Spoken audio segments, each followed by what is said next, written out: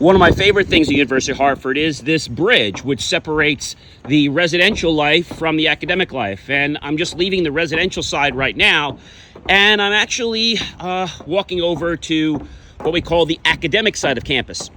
And so what's neat is that when you cross the bridge and you're on the side by the Harry Jack Gray Center and the library and everything, you know that you're actually on that side of campus.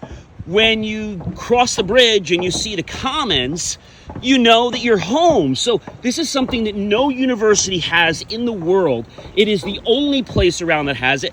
And it's just a neat thing crossing this bridge.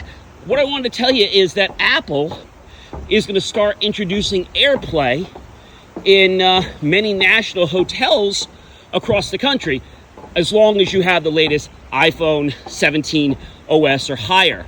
So hey, I'm back on the academic side, and this was fun.